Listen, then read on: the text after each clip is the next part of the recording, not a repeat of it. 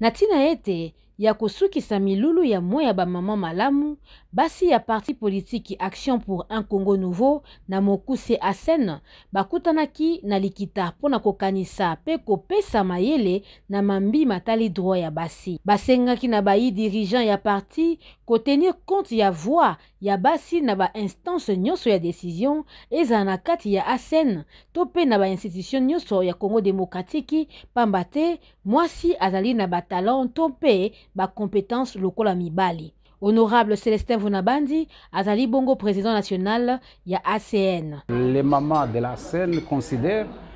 que les femmes, autant que les hommes, ont des talents, ont des compétences qu'il faut tenir compte sans avoir à disposer de préjugés sur quoi que ce soit. Les femmes, les mamans de la scène considèrent que ces talents doivent être pris en compte. Il faut donc que les mamans soient représentées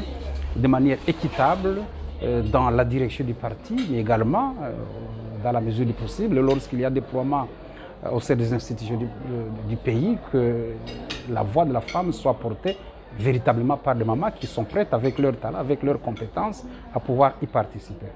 Na ba recommandation pe misusu oyebimaki baza pe kotala lolenge nini bakoki kosunga baimboka na mambi matali mai lolenge nini ya kolongola salite na babalabala pe bawenze pe biloko misusu oyo ezali penza motuya elobi bongo Yvonne Njiba moko ya ba mama ya Ligue des femmes. Les quand même pour échange ya ba réflexion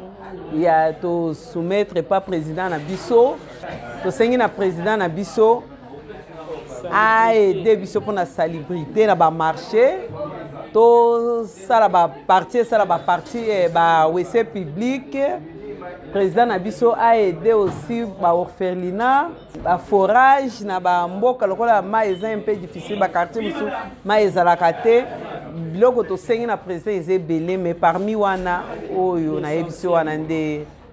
l'essentiel. Ba mama ya Action pour un Congo Nouveau basolola ki pe lisusu likolo ya thème oyo ekambaki bango na sanza mobimba ya mars pe babetaki mbela koloba ete komba ya valorisation ya droit ya basi ezali kozwa malokola kado te epa ya mibali mais résultat d'une longue lutte. Nathalie Sekabouro Simurabie pour na VO Afrique Kinshasa.